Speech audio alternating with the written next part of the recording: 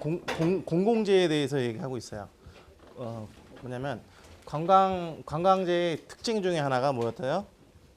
공공재, 또 뭐 우등재, 뭐 이런 얘기가 저번 때 많이 배웠어요, 그죠? 근데 이제 뭐 관광재가 근데 100% 공공재인가? 아니죠. 주로 그 국가나 정부가 관광기본법에 의해서 그리고 그러니까 관광법에 의해서 그 인프라라든지 아니면 시책적으로 이렇게 도와주는 도로도 닦아주고 이렇게 뭐 공항이라든지 뭐 이런 거 다 지어놓으면은 또 이렇게 뭐 자원 같은 것도 지정해가지고 또 무슨 뭐 개발을 하고 뭐 그 리조트 뭐 그러면 이제 리조트를 만들어가지고 거기서 이제 그 사유재를 갖다가 영위하는 그런 기업들이 그 공공재 주변에서 그 사업을 하는 게 보통 관광재의 특징이에요. 예, 그렇다고 얘기를 했어요. 근데 이런 관광 자원으로 우리가 봤을 때는 이게 보통 그 시장에서의 어떤 교환 가치라든지 그러니까 교환 가치가 있어가지고 이렇게 거래가 형성되지 않는 그런 것이 대부분이라고요. 대표적인 거로 보면 뭐예요? 이 서울만 해도 대표적인 관광 자원이 뭐가 있어요? 거래가 되지 않는 관광 자원 뭐가 있을까? 한강? 한강도 관광 자원인가? 맞아? 맞아. 한강도 만약에 사람들이 그 관광객들이 많이 모여가지고 그쪽에서 뭐 이벤트를 연다던가 아니면 그 구경을 많이 가요. 요새 달이 굉장히 이쁘게 잘났죠. 예, 조명도 되게 잘 해놓고 내가 여러분 때는 한강달이 우울했어 되게. 예, 한강달이 생각하면 제일 먼저 떠오르는 거 그거였어. 근데 요즘은 뭐야? 한강 뭐 선유도 공원이라든지 뭐 이런 데 보면은 뭐 이렇게 그 사람들이 보통 일상생활권에서도 이렇게 레저를 즐기러 많이 가잖아. 아직도 선유도 공원 쪽에 가면은 그 롤러브레이드 많이 타나? 요새는 안 타나? 자전거 많이 타지 요새는. 근데 한참 롤러브레이드가 유행했었다고. 그래가지고 좀 이렇게 무슨 뭐 그냥 TV 광고 막 이런 데도 이렇게 롤러브레이드 타고 주유하는 아가씨 나오고 막 이랬어. 그랬지. 그래서 근데 롤러브레이드 타본 사람, 그게 이 선을 정리해 준대 여기서부터 여기까지. 그래서 그때 한참 그 여자들이 많이 탔다고 젊은 여자들이 또 그 타면 되게 키가 커 보이잖아. 이만큼 돼가지고 예전에는 내가 이제 그 학교 있을 때 내가 이제 마이애미 내가 FIU를 나왔는데 거기서 사우스 비치까지가 한 10km 정도 넘어. 근데 그 흑인 학생이 하나 있었어요. 그 국가장학금을 받고 온 그 무슨 나라인지 기억이 안 나. 근데 한 10km를 롤러브레이드를 타고 와 학교를. 보니까 거의 뭐 올림픽 선수급 체력이야 체력이. 그 태권도도 잘하고 또 태권도 학원도 도장도 다녀요. 그 마이애미 있는. 그래서 대단했는데, 예. 아무튼 그래서 이제 그 한강도 하나의 우리가 관광 자원으로 볼 수가 있죠. 왜냐면 그 관광객들이 와가지고 많이 찾는다면, 그거 말고 좀 더 좀 이렇게 우리가 관광 자원으로 또 볼 수 있는 게 또 뭐 있을까? 서울 시내 가장 특색이 있는 거 한강. 그리고 또 강에 있으니까 또 뭐가 있어야 돼? 산, 북한산. 일본 사람들 많이 찾아 의외로. 그리고 또 이 아웃도어 시장 굉장히 많이 커졌죠.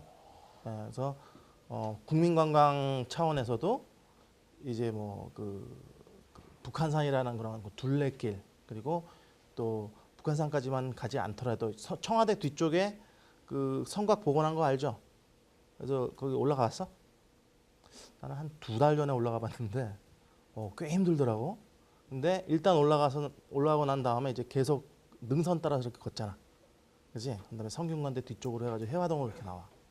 근데 그게 경관이 굉장히 좋아. 그래서 그리고 거기다가 우리나라 그 서울시 자체가 성곽 도시로서의 어떤 그 관광 자원의 그 포텐셜은 굉장히 좀 대단한 것 중에 하나야. 그래서 지금 서울시에서도 성곽 복원에 대해서 굉장히 신경을 많이 쓰고 있어요. 그래서 일단 그 성곽이 다 복원이 되고 이게 점점 이어지고 그러면 이제 그 굉장한 관광 자원으로서 특히 이거는 자연 자원하고 어우러진 하나의 문화 자원이잖아. 그지? 그래서 서울시 어떤 브랜딩을 갖다 다시 할 수 있는 어떤 하나의 그 자원이 될 수 있을 거라고. 그 예전에 내가 그 얘기 해줬어요. 서울시가 어떻게 만들어진 도시인 거 얘기해줬죠. 정도전하고 예, 또 이렇게 무학대사 그때 해가지고 무학대사가 여기 왕십리에서 십리를 더 가라 해가지고 거기까지 가서 세운 거잖아, 그지? 그리고선 정도전은 어떻게 만들었어? 이거를 인이예지신 해가지고 어떤 그 철학사상, 유교의 철학사상에 의해서 4대문과 4개의 소문이 만들어지고 이걸 뭘 상징해요? 그리고 또 이게 탈쾌, 그지?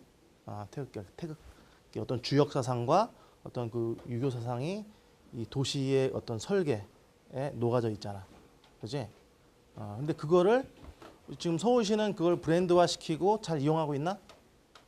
서울시 그 슬로건이 뭐야? I love 뉴욕, 뭐 도쿄 이렇게 돼 있지. 어메이징 무슨 말레이시아인가? 해가지고 쫙 돼 있는데 하이 서울, 그지? 그럼 하이 서울 다음에 나오는 게 없잖아, 그지? 그 브랜딩을 그렇게 잘못한 케이스 중에 하나, 대표적인 케이스야. 하이 서울은 굉장히 잘못된, 그거는 이제 내가 한 말이 아니라 예전에 여기 한양대학교에 그 외국인 교수님 한 분 계셨어. 한양대에서 박사하고 그 외국인 교수로 계신 분이, 그분이 말씀하신 거라고. 왜냐면은 뭐 하트 오브 코리아 그러면은 하트라는 그런 이미지 자체가 어때? 심장 하면은 파생되는 이미지가 뭐 있어? 응? 심장에 대한, 그러니까 심장, 가슴, 이게 뭐야? 러브, 뭐 비트 하면 다이나믹 이렇게 가잖아. 또 뭐 정, 그지? 또 뭐 여러 가지 이렇게 어소시에이트된, 그러니까 연상이 되는 어떤 이미지들이 있어가지고 그것을 서울이 그 전체가 아니잖아. 전체를 갖다 또 이렇게 나눌 수가 있잖아, 그지? 그래서 뭐 역동적인 지역, 어떤 정을 느낄 수 있는데, 그 북촌 같은 거는 우리가 한옥을 보면 어떤 정서적이니까, 그렇게 서브, 그러니까 그 하위 브랜드 개념으로 만들어가지고 또 들어가야 된다고 원래. 근데 그러한 브랜딩 작업을 굉장히 잘못한 케이스 중에 하나라고. 그래서 빨리 바뀌어야 돼 저거는. 그래서 이제 모르겠어요. 뭐 서울시에서 나중에 날 보면 뭐라고 그럴지 모르겠지만, 내가 한번 건의를 하려고. 건의를 한번 해서 이게 그래서 이제 서울에 대한 그러한 그렇게 스토리 아니야. 스토리텔링도 다 있고 브랜드도 다 있고 또 이러한 연상적인 어떤 그런 여러 그 이미지들을 갖고 있으면은 쿼터별로 나눠가지고 어떻게 해? 서울시 전체가 뭐가 돼? 하나의 테마파크. 여러분들 가면은 뭐 뭐뭐의 나라, 무슨 나라 이렇게 있잖아, 그지? 그런 것처럼 만들 수가 있다고. 근데 이게 그 유명한 도시들, 뉴올리언즈 한번 가봤나? 뉴올리언즈 가면은 프렌치 쿼터라고 있어. 그래서 그 뉴올리언즈가 예전에는 그 프랑스 식민지였었나 그럴 거야. 그래서 그 프랑스식 건물이 있고 그 거리 있지. 거기만 따로 이렇게 프렌치식으로 해가지고 거기에는 이제 프랑스 양식의 어떤 그런 특징을 갖는 어떤 그 상업 지구도 있고 또 건물도 많고 막 이래. 그런 것처럼 한국도 보면은 이렇게 남대문은 뭐 무슨 그 남대문이 그 다른 말로 뭐지? 숭례문. 그래서 예이지, 숭례, 예를 숭상한다. 그래서 뭐 그런 거에 맞는 뭐 이렇게 뭐 그 시설이라든지 아니면 소프트웨어적인 어떤 그러한 그 문화적인 어떤 그 프로그램들 갖다 도입을 해가지고 그래서 만들어 놓는다든지. 저기 동대문은 흥인지문, 그지? 그래서 인이라는 그런 얘기를 써서 그러한 그 문화적인 어떤 그 소프트웨어 프로그램을 갖다가 만들든지 어떤 시설들을 갖다가 연계해서 만드는지 해서 그런 식으로 하면 어떻게 돼? 서울의 다양한 면을 갖다가 만들 수 있지. 그러면은 자 봐. 관광객들이 와가지고 많이 머물면 머물수록 어때? 관광객 입장에서는 볼 게 많아서 좋은데 시간도 많이 들고 어때? 소비가 더 많아지겠지. 아, 그래서 지금 그러한 그 관광 경제 정책을 쓰는 나라 중에 그러니까 그런 맥락과 이렇게 맞닿아서 그런 정책을 쓰는 나라 중에 하나가 싱가포르 얘기해 줬나? 싱가포르하고 마카오. 얘들은 복합 리조트 정책을 쓴다고. 얘네도 그 뭐로 유명해 지금? 마카오는 카지노로 유명하지, 그렇지? 카지노인데 얘네들도 이 복합 리조트 카지노로 만들려고 그러고 있어. 왜 그럴까? 맨 처음에 분석을 한번 해봤다고. 마카오부터 얘기해 줄게. 도박 마카오 어디서 와? 도박을 하러.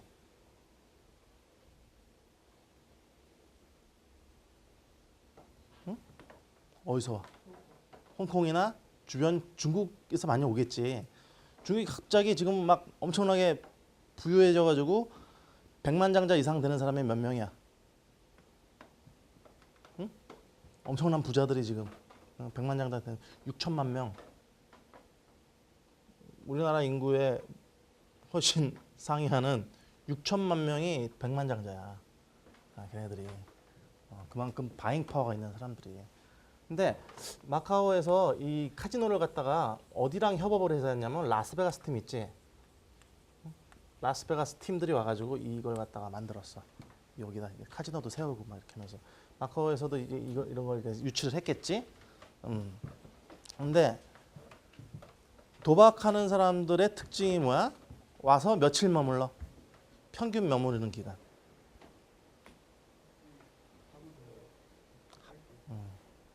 하루나 하루 반 정도 머물러. 근데 언제 와? 우리 타짜 영화 봤죠? 김혜수가 뭐래? 막 이렇게 그 뭐 창문 이렇게 들치고서 막 이렇게 그 하니까 창문 들치고서 막 이렇게 그 디자인 그 뭐야 인테리어하고 막 이러니까 타짜 중에 그런 장면 나오잖아. 김혜수가 창문 내리고 껌껌하게 하라고. 너희 같으면 햇빛 보면서 도박하고 싶겠냐고. 그지? 보통 밤새서 하잖아. 밤새서 하거나 보통 밤에 하지. 아침부터 가가지고 도박하는 사람이 별로 없을 거라고. 그지? 근데 그럼 마카오로서는 근데 굉장히 돈을 많이 쓰지. 근데 높아. 소비력은 높아. 근데 이 사람들을 갖다가 그냥 단순히 그럼 돈이 어디에만 몰려? 카지노 산업하는 데만 몰릴 거 아니야. 그럼 이 사람들이 와가지고 어떻게 해야 돼? 카지노도 하면서 주변에 관광도 가고 막 이래야 돈이 흐트러질 거 아니야. 그치? 그래서 얘네들도 카지노를 그냥 복합 리조트 카지노처럼 해서 놀이시설도 만들고 쇼핑시설도 만들고 이런 식으로 지금 바뀌어가고 있는 거라고. 무슨 얘기인지 알겠어? 싱가포르 같은 경우는 뭐냐면 얘네들은 주가 타겟이 마이스 산업이었어. 마이스 산업. 뭐냐면 마이스 산업을 갖다 조사를 한번 해봤다. 그랬더니 이 사람들이 보통 이런 미팅이라든지 아니면 익스비션, 컨벤션, 뭐 전시회 이런 거 사람들이 뭐 한 이틀, 3일 이렇게 모이는 거야. 근데 싱가포르 입장에서는 어때? 좀 더 있다 갔으면 좋겠어. 그리고 또 마이 산업에 집중하는 게 뭐야? 보통 전시회니 컨벤션이 이런 거 할 때 사람들이 자기 돈 내고 오는 사람들이 많나? 아니면은 회사에서 돈을 대주거나 공적인 돈을 쓰는 사람들이 많아? 공적인 돈을 쓰는 사람이 많지. 전시회 하잖아. 만약에 무슨 뭐 전자전시회 열렸다. 뭐 핸드폰 전시회 열렸다. 아니면 뭐 오토쇼가 열렸다. 그러면 사람만 오는 게 아니라 비행기를 뭐까지 실어 와야 돼 또. 차까지 실어 오잖아. 그러면은 그 비용이 어떻게 돼? 그지? 어쨌건 간에 싱가포르 에어라인이라든지 이런 걸 이용하게 되면 어떻게 해? 그리고 또 싱가포르에 공항을 쓰고 이러면 어떻게 돼? 이게 비용이 확 올라가잖아. 그지? 들어오는 수입이 많잖아. 그치? 거기다가 또 조사를 해봤더니 그러니까 비즈니스 객이 많으니까 우선 이러한 관광보다 단가가 높은 거야. 거기다가 또 그 같이 오는 사람들이 많아. 이 사람들은 호텔을 잡아줄 거 아니야. 그지? 스폰서라든지 아니면은 어떤 그 협찬을 받아가지고 자기가 오거나 아니면 회사 돈으로 가거나 하면 가족이나든지 파트너라든지 같이 온다고. 그럼 이 사람은 가가지고 컨벤션을 참석을 하거나 전시회를 참석을 하는데 그 만약에 뭐 회의를 하거나 그럴 때 이 사람은 뭐 하루 일정 거기 다 참석을 해야 돼. 나 같은 경우도 그래. 학회 참석해가지고 내 발표할 때만 딱 가고 관심 있는 거 하고 하루 정도나 반나절 같은 경우는 관광하러 다녀. 누구랑? 같이 간 사람하고. 근데 그 학회 목적이나 아니면은 그 컨벤션 참석하는 목적으로 가지 않은 그 코어 투어 하는 사람들은 어때? 더 시간이 많이 남지. 그 사람들이 가서 액티비티를 어떤 활동을 해야 될 게 필요하지. 그래서 이 싱가포르에서는 복합 리조트 해가지고 만든 게 뭐야? 마리나베이 샌드, 그렇지? 여러분들 그 왜 배가 이렇게 위에 올라가 있는 호텔 있잖아. 이거, 응? 몰라? 이 안에 컨벤션 센터, 호텔, 그리고 쇼핑 센터, 테마파크 이런 것들 쫙 들어가 있어. 그리고 공항까지 거리도 1시간 이내, 한 30분인가? 그렇게 하고 또 다른 쪽에도 뭐 하나 또 만들어 가지고 여기는 주로 쇼핑이라든지 뭐 이런 쪽 그 위주로 더 이제 패밀리 오리엔티드된, 이거는 비즈니스 오리엔티드된 리조트, 이거는 패밀리 오리엔티드된 리조트. 그러니까 비즈니스 목적, 어떤 그 가족끼리 모이는 그런 목적, 가족끼리 어떤 그 관광을 목적으로 해가지고 이런 식으로 하나의 복합 리조트 산업이 지금 전 세계적으로 이게 유행이야. 자, 근데 한국도 마찬가지로 저기 상암동이 아니라 저기 합정동만 가도 요새 막 뭐가 생겨? 상업지구이면서 쇼핑센터도 있고 푸드도 되고 막 밑에 뭐야? 이마트인가? 이런 것도 복합적으로 생기잖아. 아니 신발만 해도 ABC 마트 뭐야? 복합 브랜드 아니야, 그지? 그런 것처럼 이렇게 복합적인 어떤 모든 것을 갖다가 원스톱에서 다 즐길 수 있는 이런 식으로 해야 이렇게 하는 이유가 뭐야? 좀 더 이런 소비를 갖다가 더 창출해내려고 그러고 또 뭐야? 이런 관리하기도 편하겠지. 정책을 세우기도 편하고 그리고 이런 대규모 그 여기 이게 일종의 SOC 공사를 통해서 고용도 창출할 수 있고 이런 식으로 이제 간다고. 그러면서 이제는 이것이 이제 뭐 이렇게 투자를 받아가지고 이제 공공재로서 이제 그 공항이라든지 이런 거라든지 이런 그 사유재들이 그 가장 높은 시너지를 내는 그러한 식으로 이 전 세계의 어떤 관광 그 경제 정책들이라든지 전략들을 이렇게 쌓아가고 있다고. 그래서 거기다가 또 이제 마카오 같은 경우는 지금 라스베가스보다 어때? 매출이 더 높아. 지금 우리나라도 인천에 예전에 영종도 세울 때 영종도 그 딱 그 다리하고 제일 가까운데 그쪽 지역에다가 그 카지노를 세우자고 그랬었다고 옛날에. 근데 그때 반대했지. 왜 또 정선 카지노골 난다고 막 해가지고 그 주위에 폐가망신하는 사람들 많잖아. 이제 사회 문제적으로 굉장히 지금 문제가 돼 있다고 정선 카지노 같은 경우는. 근데 이제 그 영종도 같은 경우는 어떻게 보면은 그 뭐 셔틀이라든지 뭐 이런 걸 해가지고 그 외국인만 이렇게 들어갈 수 있게 제한할 수 있잖아. 정선은 불가능하잖아, 그지? 그렇게 했었으면은 그게 인천 경제에 굉장히 도움이 많이 됐겠지. 인천 공무원들이 저번 때 보니까 한번 그 월급을 제대로 못 받았다 소리가 있던데. 왜냐면 지금 그 지자체마다 지금 뭐 그 재정 문제 때문에 굉장히 힘들고 그런 데가 많아. 대규모 이런 사업들을 벌여가지고. 그래서 저번 주에 우리가 봤던 그 춘천 케이스도, 그러니까 춘천이 아니라 강원도 케이스 있죠. 강원도 케이스도 뭐였어 그때? 올림픽 딱 개최돼가지고 그 주최를 한다고 이게 딱 발표됐을 때는 되게 좋았었는데 막 땅값 들썩이 그랬었는데 지금 뭐야? 완전히 지금 뭐 대책 없는 길로 가고 있다고 생각을 해. 그 의원들은 강원도 그 광역도 의원들은. 그래서 지금 그거 갖다 지금 어떻게 풀어가느냐가 지금 문제지.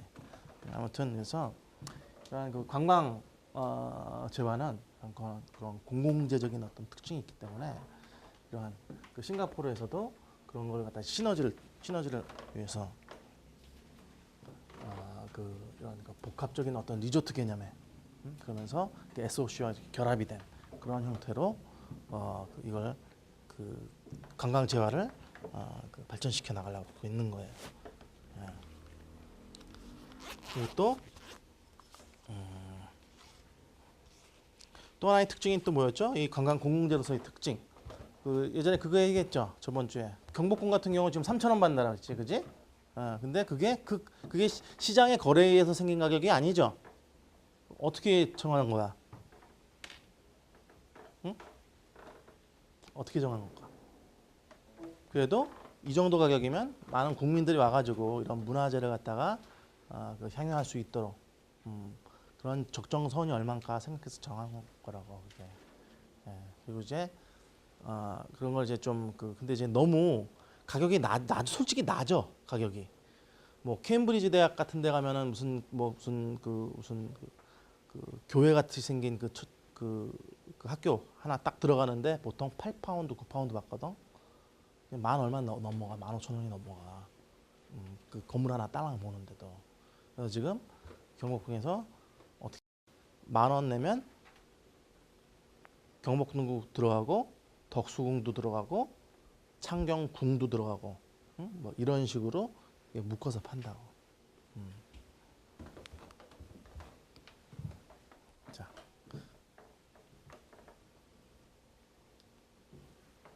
안 넘어가지? 뭐야?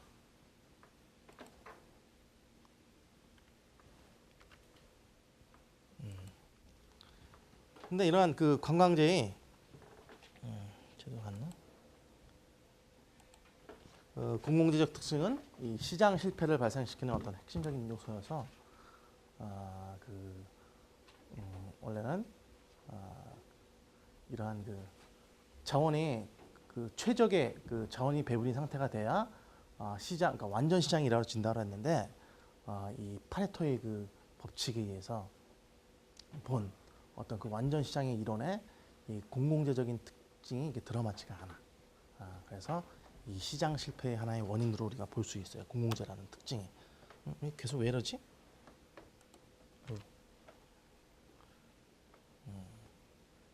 자, 우리가 뭐 이미 설명한 것처럼 공공재적 특징이 강한 관광재랑 일반재적 특징이 강한 관광재의 사례는 여러분 잘 알 수 있겠죠? 예. 그래서 보통 공공재적인 특징이 강한 어떤 관광재, 뭐 국립공원이라든지 이런데 그 밑에 그 주위에 뭐 리조트 같은 거 그런 것들이 이제 사유재고 또 그 주위에 있는 무슨 뭐 기념품 가게라든지 아니면은 음식점이라든지 이런 것들이 사유재가 될 수 있겠지. 예. 그리고 또 관광재는 우등재. 그래서 뭐랑 특징이 같다 그랬어요? 사치품하고 좀 같다 그랬지. 근데 이게 소득이 높아지면 높아질수록 어떻게 된다 그랬어? 사치재의 특징을 갖고 있는 그 관광재화가 뭐로 변해? 일반재로 변해. 소득이 또 높아지면 또 그런 특징을 갖고 있어. 그렇지? 자, 여기서 우리가 하나 그 얘기를 해줬나? 크루즈 회사 사장이 로열 캐리비안인가 하여튼 크루즈 회사 사장이 한 명이 계셨는데 그분이 얘기하기를 크루즈가 한번 타는데 싸지는 않아. 그지? 그 사람들은 자기네들 경쟁 상품을 뭐라고 보는 줄 알아? 크루즈 회사 사장이 다이아몬드 시장. 보석. 네, 그런 것 같아. 근데 그 드비어스 다이아몬드인가 그 선전할 때 보면 10년에 한번 1캐럿짜리 해주나? 결혼 그 미국에서 결혼 10주년 때 1캐럿 다이아 해주나? 몰라? 하여튼 그 광고할 때 10주년 때 1캐럿 다이아를 갖다 하나 해주는 걸로 그렇게 나와.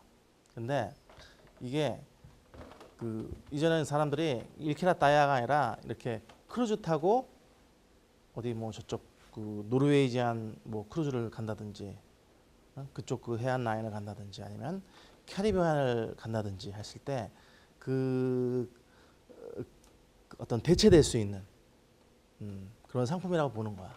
그 크루즈 그 회사의 그 CEO는. 그래서 자기네는 다른 그런 관광 상품이 자기의 경쟁 상품이 아니라 이 그 크루즈 상품의 그 경쟁 상대는 이 보석, 다이아몬드라고 이렇게 얘기를 하는 경우도 있어.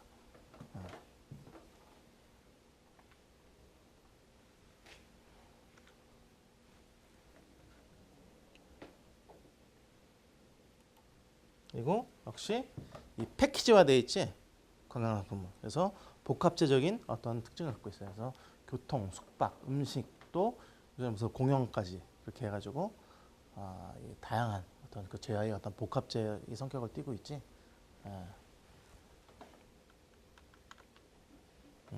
그리고 또 관광지 수요는 이제 그 수요에 대해서 공급이 약간 좀 비탄력적이야. 그래서 그리고 또 초기 투자 자본이 굉장히 많이 들어가요. 돈이 많이 들어가야 돼. 그리고 자원의 특성이 틀리기 때문에 어떤 그 수요 변화에 따라서 공급을 수직적으로 조절할 수 없어요. 왜냐하면 자가 제조업 같은 경우는 이런 뭐 제품을 만들어내는 공장 라인 해가지고 막 찍어내면 되잖아. 근데 호텔을 막 찍어낼 수 없지. 이거 뭐 투자를 받아야 되고 또 거기다가 또 건물 올라가야 되고 또 안에 있는 그게 건물만 있다고 되는 건가? 호텔 같은 경우는 거기에 대한 그 적정한 서비스, 그러니까 퀄리티 있는 서비스를 하려면 사람 한 명 교육시키거나 뽑으려면은 굉장히 시간이 많이 걸린다고.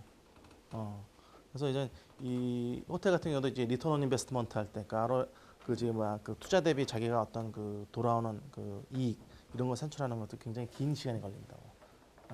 이런 제조업보다도. 또 이러한 그 호텔 테마파크 항공 좌석 수요가 늘어난다고 공급을 무한정 늘릴 수가 없어. 그래서 뭘 해? 이런 여기서 수요가 늘어난다고 공급을 무한정 늘릴 수 없잖아. 근데 공급을 늘려야 더 돈을 많이들 벌을 거 아니야. 제조업에서는. 그지? 근데 그래서 여기 어떻게 항공 좌석이나 호텔이라든지 이런 게 가격이 비수기 성수기 가격이 그래서 다른 거지. 그래서 이제 가격으로 조정을 한다고. 공급을 무한정 늘릴 수가 없으니까. 그리고 또 신축성 있게 빨리빨리 이게 그 할 수 없잖아. 그치? 그래서 지금 서울시 같은 경우는 그 관광객들 오는데 가장 큰 문제가 뭐야? 숙박에 대한 공급이 지금 빨리빨리 대처할 수 없지. 그래서 지금 열심히 짓고 있어. 그래서 특급 호텔들이 지금 굉장히 많이 생기고 있다. 지금 여러분들 한 4, 5년 있다가 딱 보면은 호텔이 굉장히 많아진 걸 볼 수 있을 거야. 근데 지금 그걸 뭐 다 짓고 나서도 그게 다 수요를 못 따라갈 거라고. 그래서 지금 서울시에서는 지금 민박 지금 지하철 타면은 그런 광고 하지. 공유 서울 해가지고. 그게 뭐야? 외국인 관광객들 일반 사람들 집에 남는 방 있으면 좀 재우라 이거야. 근데 그거는 또 사회 문화적인 어떤 그 잘못 받았다가는 이제 큰일 날 수도 있어요. 그런 것도 한번 한번 피저빌리티 스타니까 타당성 조사를 한번 돌려봐야 돼. 왜냐면 국제 관광에서는 어떤 그 경제적인 어떤 효과뿐만 아니라 사회 문화적인 그리고 환경적인 그러한 요소도 굉장히 중요해. 그래서 내가 보기에는 요새 뭐 그런 소리도 많이 해. 주변에 있는 사람들 보면은 뭐지 게스트하우스 같은 거 하면 잘 낼 거라고, 그지? 그런 얘기도 하고 있고 지금 저쪽 그 청계천 이쪽 끝으로 가가지고 지금 제기동이나 회기 쪽으로 이렇게 회기까지는 아니고 제기동 쪽 정도까지 가면은 그쪽에 지금 굉장히 많이 남아 있는 그 분양이 안 된 그 오피스텔 같은 거 굉장히 많아. 그래서 지금 이런 그 여행사 같은 데서 거기 막 방을 한꺼번에 막 50개씩 뭐 한 월 250에 50씩 뭐 이런 식으로 50개씩 빌려. 얼마 정도 드니 그럼? 2,500에 당장 지금 필요한 돈이 50만 원씩 50개면 얼마? 2,500만 원인가? 그지? 이렇게 2억, 그러니까 2,500 곱하기 5 하면 1억 2,500? 그지? 그럼 얼마면 지금 할 수 있어? 1억 5천이면 방 50개 해가지고 관광버스 지금 한 대가 몇 명 들어가지? 버스 크기마다 다르지만 그래도 50명 정도를 돌릴 수가 있잖아. 그것도 청계천 그 주변에서. 응? 지금 그런 식으로 그걸 갖다가 풀어가는 그런 여행사도 있어. 그러니까 근데 보면은 그러한 그 여행사 입장에서는 갑자기 중국에서 여행객이 갑자기 많이 안 온다든지 한국에서도 막 뭐 홍콩처럼 사스가 돌아가지고 갑자기 확 한 뭐 몇 개월간 안 와, 한 6개월간 안 와. 뭐 광우병 환자가 하나 생겨가지고 뭐 그럼 고기 안 먹어야 된다 그러면서 뭐 이렇게 뭐 피해. 그럼 어떻게 돼? 초기 투자한 게 어쨌건 간에 그 여행사는 1억 몇 천을 갖다 1억 5천을 집어넣는 거잖아. 그지? 그래서 이런 그러면 그게 다 모르가 관광객이 이게 예측이 불가능하면 어떻게 돼? 수요 변화 이걸 갖다가 확 갑자기 떨어지게 되면 망하는 거지. 그래서 이제 이러한 초기 투자 자본이 큰 대신에 이게 어떠한 그 요인에 의해서 이게 수요가 줄지 아니면 더 늘어날지 이런 걸 전혀 예측을 못 한다고. 그래서 신축적으로 조절할 수 있는 그런 대응 능력이 좀 떨어져 다른 것보다. 왜냐하면 이런 제조업 같은 경우는 어때? 여러분들이 에누리닷컴이라는 그런 거 많이 이용해? 에누리 안 보니? 뭐 물건 살 때 온라인에서 다 나와봐? 뭐 보냐 요새는? 나는 에누리 보는데 다 나와. 근데 보통 에누리 같은 데 보면은 그게 몇 개 팔렸다는 게 그 나와. 그 달에 팔린 개수가 나와. 그 사이트를 보고 산 사람들. 내가 무슨 얘기를 하려고 그러면 회사에서는 이게 매달 그 매출액이 나올 거 아니야. 그죠? 그러면 대강 이걸 갖다 타임 시리즈로 그러니까 여태까지 팔린 그런 걸 갖다 추이를 보면은 뭐 언제는 얼마 팔리고 이게 뭐 상품이 만약에 뭐 신제품 나올 때까지 어떤 기간이 있으면 이런 대강 그래프가 그려지겠지. 근데 이제 그 관광 쪽은 그런 게 좀 힘들다 이거지. 그지? 거기다가 또 이런 역사문화자원, 국립공원, 해수욕장 이런 거는 공급을 전혀 늘릴 수가 없지. 어떻게 역사문화자원을 갖다 공급을 늘리는 방법 중에 하나는 뭐야? 응? 복원 작업을 해야 되잖아. 근데 그게 오리지널한 그거는 아니잖아, 그렇지? 남대문 옆에 이렇게 성곽 쫙 있는 거, 그거 옛날부터 쭉 있었던 거야? 아니지. 아니야. 저번 주에는 우리가 그 여기 서울미술관인가 여기 새로 생긴 거 가봤어? 경복 옆에? 거기 담이 쫙 있었거든. 담. 근데 저번 때 어떤 그 교수님하고 같이 가는데 막 갑자기 흥분을 하시더라고. 갑자기 보시면서 이거 옛날 거라는 거야. 이 담이. 근데 그거 지금 다 때려보신 거 알지? 담 다 때려보셨다고. 이게 모르겠어요. 한 100년 정도 됐는지 뭐 몇 년 정도 됐는지 모르겠지만 그게 아마 조선시대 때부터 있었으면 진짜 큰일이지. 근데 그런 좀 이렇게 옛부터 있는 그런 성곽이라든지 그런 담이라든지 이런 걸 좀 이렇게 좀 뭐라 그럴까 이게 좀 놔두고 보면 안 되나 진짜. 나중에 또 복원해야 되잖아. 그치? 그리고 서촌이나 북촌 같은 데 가면은 그 기와 이런 그 한옥집 보면은 기와 맨 끝에 뭐가 있었어? 수막새인가 그게 이름이? 하여튼 기와가 맨 끝에 있는 것만 아니라 이렇게 바깥에도 이렇게 도깨비 문양으로 해가지고 이렇게 붙여놓는 기와 있잖냐. 그거 다 사라진 거 알지? 옛날에 양반집이나 이런 그 검은새가 집에 보면은 그리고 또 이렇게 또 이런 그 또 한옥집 이렇게 데 보면은 지금은 이제 허옇게 해놨잖아. 왜 이렇게 지붕 이렇게 있어가지고 그럼 이렇게 기와가 이렇게 기와를 이렇게 놓잖아, 기와를. 그지? 근데 이제 보면 이제 맨 끝에 보면 이렇게 돼가지고 이게 동그랗게 돼가지고 여기 이렇게 허옇게 칠해놓은 거 알아? 북촌이나 서촌 같은 데 가면 한번 보라고.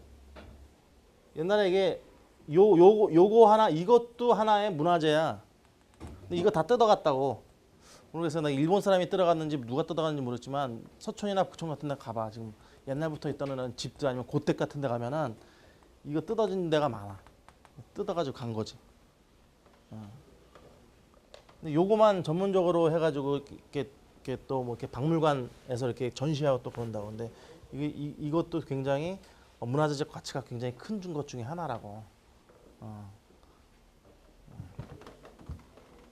그래서 아무튼 또 그래서 뭐 요새 보면 이렇게 은평타운 그 옆에 그 왜 한옥마을 뭐 조성하고 그런다는데 가봤더니 이건 안 붙어 있어.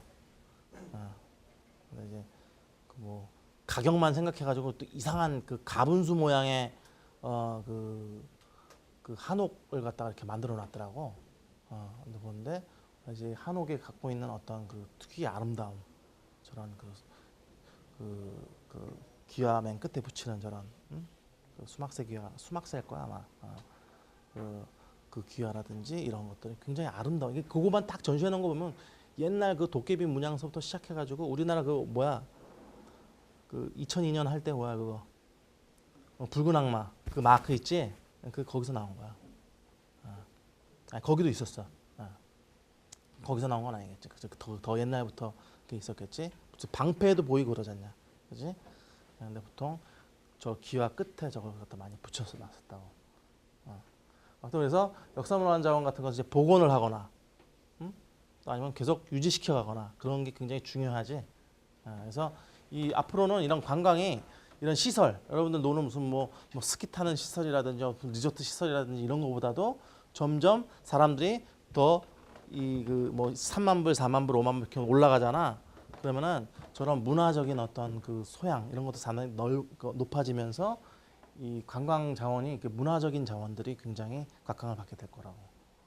그리고 이런 역사 문화 자원뿐만 아니라 그 컨템포러리 문화, 그러니까 현재의 문화 이런 것도 각광을 받게 될 거야. 근데 그건 이미 받았잖아. 받고 있잖아. 그렇지? 그다음에 뭐 옛날 대장금이라든지 어떤 그 현 시대의 우리 그 드라마라든지 그 공연 문화라든지 이런 것들이 굉장히 어필을 하고 있지. 근데 이제 그것이 좀 더 욕심을 내다 보면은 그 파인아트 쪽으로도 좀 넘어와야지. 그게 무슨 얘기인지 알아?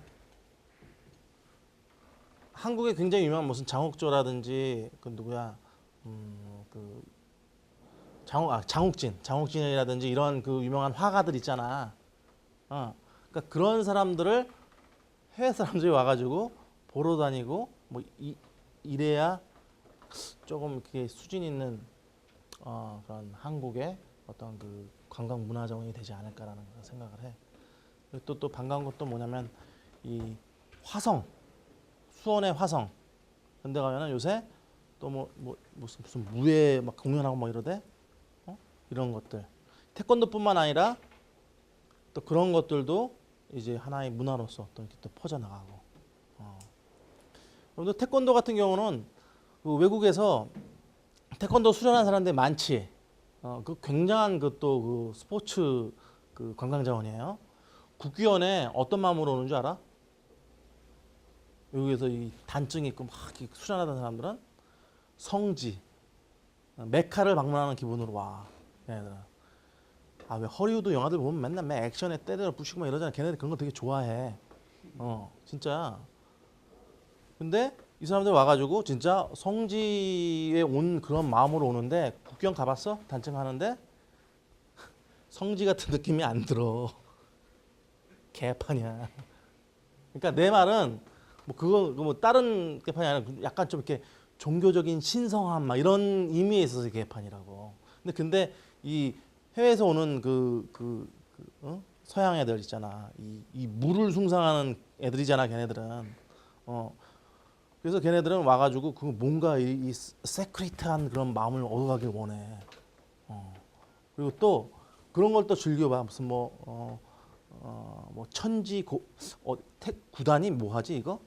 그 뭐지? 품새가 9단 정도 되면 뭘 하니? 몰라? 뭐 천지 태극 고려 막 이런 거 있잖아. 막 그런 거 한번 보는 걸 막 이렇게 막 되게 자랑스러워하고 그러더라고. 예전에 그 외국 태권도 도장 다니는 그 외국 애들 보니까. 그래서 그런 것들 되게 중요해. 그래서 아마 그 외국에서 이런 마샬 아트 하는 애들 다 모아보면 지금 우리나라 한류 하는 애들보다 더 많을 거야. 아마. 그런데 더 매듭업 하는 더 좋아하는 애들이 더 많아. 관심 있고. 그래서 예전에 내가 상하이를 한번 방문했었는데 같이 그 사우나탕에 이렇게 앉아 있는데 막 등치가 산만한 그 외국 사람은 딱 왔더라고. 그래서 너 뭐 하러 왔냐? 아 나는 뭐 친구를 만나러 왔다 그랬더니 넌 뭐 하러 왔냐 그랬더니 자기는 쿵후를 배우는데 여기 무슨 컴페티션이 있대. 근데 프로도 아니야. 그냥 협회 해가지고 그냥 친선 이런 경기가 있는데 와가지고 나는 여기서 어떤 그 뭐 이렇게 단증도 따고 뭐 이런 게 있나 봐. 그러니까 그거 하러 왔다 그러더라고. 그래서 그런 어떤 스포츠 문화에 대한 어떤 그런 관광 자원화 그런 것도 굉장히 중요하다고. 이제 벨기에 같은 경우는 장크로드 반담 하나로 되게 유명하잖아. 그지? 모르나? 장크로드 반담? 반담 모르는 세대야? 미안해. 반담. 옛날 이소룡 같은 경우는 그 헐리우드 배우 1순위였어. 뭐 쿵후 막 이런 그 제키 찬이라든지 이런 사람들. 그래서 여러분들 이런 그 스포츠 쪽이라든지 그 영화 쪽에서 유명한 사람들에 대한 그 연구를 그런 그 논문을 하나 보려면 저널 오브 셀러브리티라고 있어. 저널 오브 셀러브리티. 그게 나온 지 한 4, 5년 정도 될 거야. 근데 보면 거기 대부분 누구를 다루냐면 뭐 이렇게 그 마이클 잭슨이라든지 제키 찬이라든지 그런 사람들에 대한 어떤 그 관광 자원화라든지 어떤 경제적인 효과 그리고 어떤 문화적인 파급 효과 이런 거를 갖다 거기 많이 써 있다고. 아마 여러분들 열심히 해가지고 거기다 논문을 많이 내면은 한 4-5개 정도 내줘봐. 그러면 그 리소스 에디터 되라고 메일 올 거야 아마. 아직 그 역사가 길지 않기 때문에. 굉장히 재밌는 경우도 많죠. 그래서 이제 우리가 이제 뭐 아까 얘기했듯이 관광 재화에 대해서 얘기를 하고 있는데 그런 셀러브리티 이런 것들도 보면은 뭐야 공공재야 사유재야. 요거는 이제 좀 우리가 좀 뭐 심각한 얘기는 아니고 뭐 번외 얘기로 우리 한번 생각을 해보자. 방송에 나오는 연예인들 공인이야? 공공재야? 한류로 이렇게 치면 공공재일까? 한류를 관광상품이라고 치면 맞아? 근데 김호준 씨는 그렇게 정의를 했더라고. 지극히 사유적인 사람들이 경제 활동을 하고 있는 장소가 공공재인 거야. 그러니까 자 이게 무슨 말이야? 관광재는 공공재에서 리조트 하나 지어놓으면 게 사유재지. 그러니까 그런 거랑 좀 비슷한 것 같아. 그러니까 사적인 사람이 공공적인 장소에서 영리 활동을 하고 있는 거지. 그러니까 이제 연예인들 나와가지고 뭐 공인으로서 이러면 진짜 무식한 얘기 하는 거야. 왜? 자기는 공공재를 빌어서 사적인 영업 활동 하잖냐. 근데 그거는 이제 사회문화적으로 아이들한테 청소년들한테 미치는 영향이 크기 때문에 사회적인 영향에 있어서는 어떤 그 공공재적인 공공적인 그런 영향을 많이 미친다 소리지, 그지? 뭐 이렇게 정의하고 넘어가시다. 10분 쉬었다가 강의 계속할게. 자, 아무튼 우리가 역사문화자원이라든지 국립공원 이런 것도 수요가 나는 공급을 마음껏 누릴 수가 없죠. 제조업처럼 이렇게 딱 컨베이어 벨트에 걸어가지고 쫙 돌아가는 게 아니야. 즉 포디즘이라든지 맥도날라이제이션이라든지 이런 그 개념에 안 어울리는 그러한 제품들이야 이거야. 자 그리고 수요의 가변성이 커. 그리고 장기적으로 봤을 때는 관광 수요가 매우 변덕스럽고 불확실해. 이거는 보석이라든지 사치품하고 유사하고 그리고 계절성도 있어요. 그리고 트렌드가 있어. 그리고 또 웃기는 게 뭐냐면 아이폰이나 삼성 얘네들은 뭐야? 딱 자기 경쟁자가 정해져 있지. 그리고 또 확장해봤자 뭐 또 새로운 IT 기기 막 이래. 근데 이쪽 관광 쪽에서는 그게 되게 좀 어떻게 보면 되게 아까도 말했듯이 크루즈 상품의 경쟁자는 누구라 그랬어? 뭐 보석이 돼 막 이래. 그리고 미국 내에 있는 우리나라 KTX처럼 암트랙이라고 있어. 아메리칸 트랙이야. 그거는 걔네들 경쟁자는 뭐야? 또 다른 어떤 교통수단, 다른 교통수단인 비행기, 에어라인, 국내선이 또 걔네들 경쟁사가 되거나 아니면 렌터카가 될 수도 있고 아니면 뭐야? 그레이하운드 버스가 될 수도 있고 막 이런 식이라고. 그래서 이제 딱 정확히 어떤 파는 어떤 제조업 분야하고는 좀 이렇게 다른 지리적 또 예전에 보면은 이런 다른 책에서는 무슨 뭐 지리적 경계선 무슨 으로 나누느냐 아니면 무슨 뭐 기능적 경계선으로 나누느냐 뭐 이런 얘기도 나오는데 이제 나중에 시간이 되면은 말할 기회가 되면 얘기해줄게. 그래서 일반 경제제보다 수요 예측이 그래서 더 어려운 거예요. 그래서 장단기 수요 예측 이게 필요해요. 그러니까 장기와 단기를 나눠가지고 이제 수요 예측하는 게 굉장히 필요하고 특히 항공사, 여행사, 호텔 같은 경우는 블록 설정 관련 단기 수요 예측의 중요성이 커지고 있어요. 그래서 단기적으로 각 시즌마다 분기마다 이렇게 수요 예측을 해가지고 어떻게 마케팅 계획이라든지 판매 계획을 세우는지 되게 중요하지. 자, 그래서 정확한 수요 예측과 타당성 분석이 측정되지 않고 정치적인 필요에 의해서 개발이 진행되어 결과적으로 상당한 문제가 발생되는 사례가 국내에 매우 많다고 했죠. 그래서 저번 때 양양 알펜시아 국립공원 무료 개방 그리고 여수 엑스포 이런 거 또 해외는 영국 밀레니엄 도미란 독일 하노버 엑스포라든지 이런 케이스가 있어요. 그래서 저번 때 이제 저거 한번 봤죠. 요전에 강원도 케이스를 한번 봤지, 그지? 그래서 그때 저 얘기를 그때 좀 나눴었나? 보고 그냥 끝났지.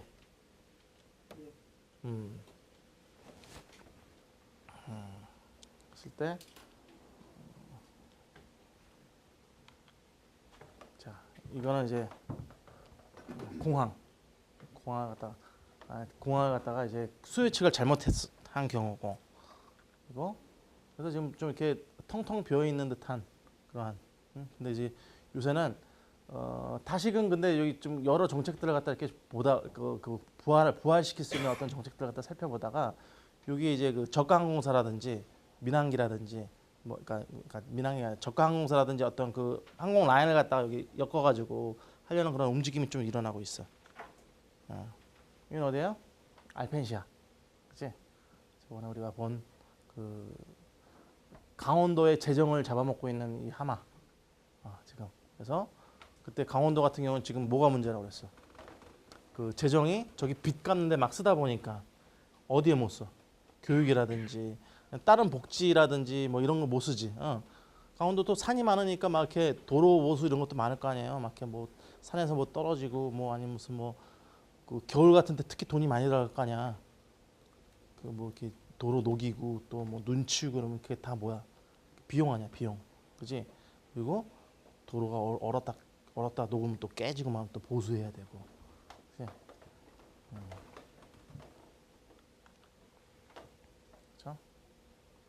거기다가 너무 비싸. 분양을 했는데 알펜시아에 있는 거 이게 다 미리 예전에 올림픽 선수촌 아파트처럼 그거 어떻게 한 거예요? 미리 분양을 하고선 선수촌 아파트 쓰고 난 다음에 사람들이 거기 들어가 사는 거였지. 이게 87제곱미터일 거야 이게. 분양가가 얼마야? 1억 8천. 그치? 이게 30평도 안 되는 저거죠. 이게 전용 면적은 아닐 거라고. 그지? 어떻게 돼? 1억 7천. 강원도 산골에. 산골은 아니지, 그지? 올림픽 열렸으니까 열릴 거니까. 근데 좀 그래서 이게 분양을 실패했어. 그래가지고 이거 저는 근데 이제 강원도에서는 이 돈을 갖다가 어떻게 해야 돼? 건설사한테 다 줘야 될 거 아니야. 맨 처음에는 어떻게 하려고 그랬어? 이거 분양 다 해가지고 그 돈 받아서 건설사한테 줘야 될 거 아니야. 근데 분양 안 됐으니까 어떻게 이게 쪽박 차는 거잖아. 자, 국립공원들 이제 한정된 수량의 국립공원이 있어요. 이렇게. 북한산 국립공원, 설악산 국립공원, 오대산. 제일 가까운 데가 어디지? 북한산 빼고 치악산이네, 그지? 그 다음에 설악, 오대, 소백, 월악, 태안. 나도 여기밖에는 안 가본, 여기하고 여기밖에는 안 가본 것 같아. 지리산하고. 여기도 가봤구나, 그지? 이거 다 일단 가봐야 되는데 관광 전공하는 사람은, 그지? 각각에 따라서 국립공원들 이게 이제 관리가 제대로 안 된 거지. 캐링 캐패시티 관리가 안 돼가지고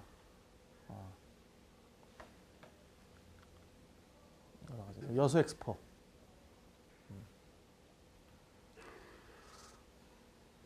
이것도 그렇게 흑자를 내진 못했어요. 적자일 거야 이게. 대신 이제 여수라는 걸 많이 알린 거지.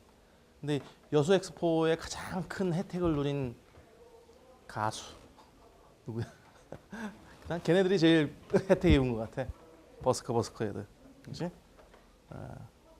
그래서 가수들도 걔네들 전략적으로 시즌송을 만든대잖아. 응?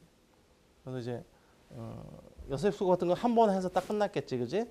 대신 그 전략을 잘 짜, 걔네들이.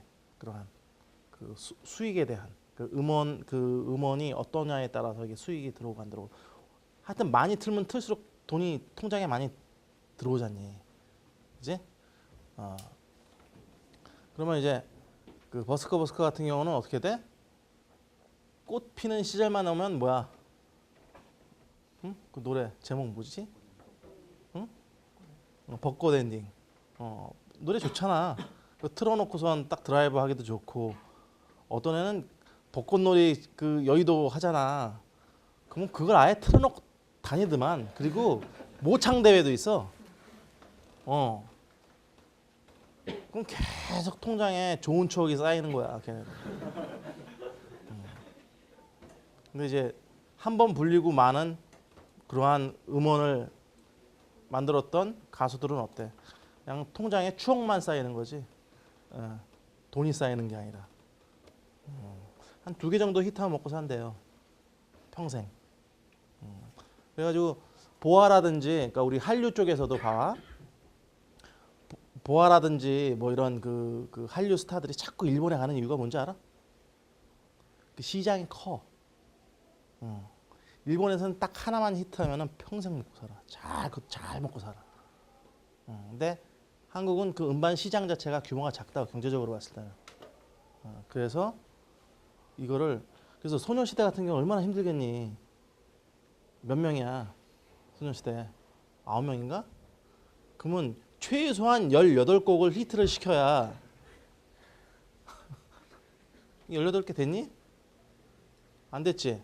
그러니까 자꾸 유닛 만들어서 나오고 모아서만 나오고 막 이러는 거야.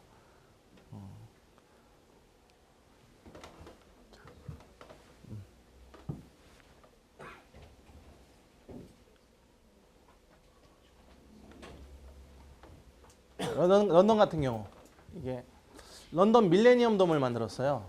근데 이제 하나의 수요 예측이 어떤 그 실패 사례인데, 이게 이제 어떤 정치적인 목적에 의해서 사업을 선정한 사례 중에 하나예요. 근데 이제 그쪽 영국 런던 시민이 그 어떤 그 테마파크의 대형 실내 놀이공원을 원했는데, 정부에서는 실내 교육용 테마파크를 만들었다고. 그래서 굉장히 적자가 많이 생겼어. 그래서 다시 실내 놀이공원으로 변신을 하고 있어. 나도 여기 못 가봤어. 이쪽에도 볼 게 많아. 런던도. 이쪽으로 가면 갈수록, 이쪽에 타워 브리지가 있나? 여기 거야. 이쪽에. 쭉 가다 보면 시티에서 이렇게 이쪽으로 가면 갈수록, 그래서 이스트엔더라는 그 영국 드라마 들어본 적 있어요? 우리나라도 옛날에 보면 무슨 여러분 세대가 틀려가지고 그 서민들 나오는 뭐라고 얘기할까? 대추나무 사랑 걸렸네. 그거는 아나? 뭐 그런 종류의 그 어떤 유구한 역사를 지닌 무슨 서민들 이야기가 쫙 여기 이스트엔더 해가지고 나와. 근데 이제 이쪽 이스트 쪽에 하나를 만들었는데 이쪽 사람들은 그냥 뭐 가가지고 즐겁게 지내고 뭐 이랬는데 무슨 뭐 시민들이 가가지고 뭐 교육을 받아야 된다는 이런 했다가 이제 한번 말아먹고 이게 다시 이렇게 내부를 놀이공원으로 바꾸는 그런. 그리고 또 하노버 엑스포 같은 경우 수 예측 실패 사례야. 왜냐하면 방문객 수 예측을 실패했어요. 21세기 최초의 대규모 국제 행사인데 이거는 뭐냐면 상업박람회라고 상업. 근데 계획상 180개국이 참가하고 방문객은 4천만 명. 한국 인구가 얼마지? 5천?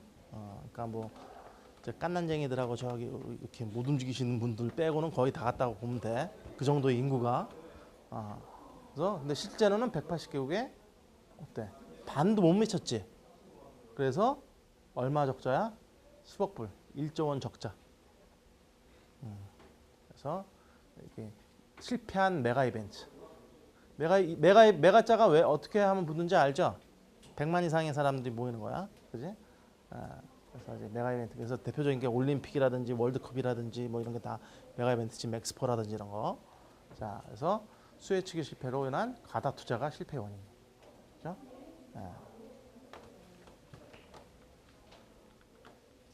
자, 근데 이게 이제 초기 어떤 그런 그 적자를 갖다 이제 극복을 하려고 지금 계속 하노버 그 산업박람회는 계속 되고 있어.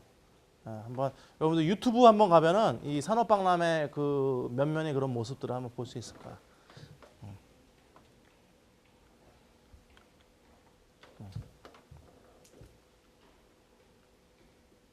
자, 그리고 마지막인데 이게 저번 주에도 우리가 봤듯이 한번 다시금 한번 우리가 또 동영상 한번 보고 이 지방자치단체들이 보통 보면은 매우 큰 위험 부담이 되게 리스크가 커. 예, 관광지의 특징이 뭐라고 했어? 초기에 투자 비용이 많이 들어가지, 그지? 근데 그런 큰 위험 부담에도 불구하고, 근데 그러면 리스크가 크고 초기 비용이 많이 들어가면 그걸 갖다 어떻게 해야 돼? 나중에 뽑아야 될 거 아니야, 그지? 근데 대규모 메가 이벤트라든지 대규모 관광객 개발 갖다가 계속 남발을 하는 이유가 뭔지 한번 우리가 한번 생각을 한번 해보자고.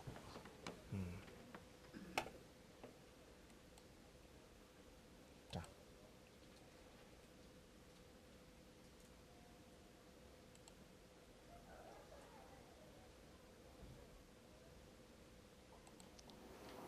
강원항공 설립을 추진하는 강원도가 신중한 입장으로 돌아섰습니다. 평창 알펜시아와 태백 오투 리조트의 부실을 반면 교사로 삼아 확실한 기업이 나타나기를 기다리겠다는 의지로 해석됩니다. 박은지 기자의 보도입니다. 이거는 이제 공항 실패를 했다고 만드는 거예요. 3만여 명도 개항 10년 만에 가장 활기를 띄었습니다. 5년 뒤 동계올림픽을 앞두고 양양공항의 역할이 기대되면서 강원 지역 항공사 설립이 대두됐습니다. 하지만 자본력이 약한 저가 항공사들의 실패 경험이 보여주듯 전망은 밝지 않습니다. 강원도는 이달 중 발주하려고 했던 강원 지역 항공사 설립 타당성 조사 용역을 내년 이후로 미루기로 했습니다. 책임 경영을 할 모기업 유치가 가시화될 때까지 신중을 기하겠다는 겁니다.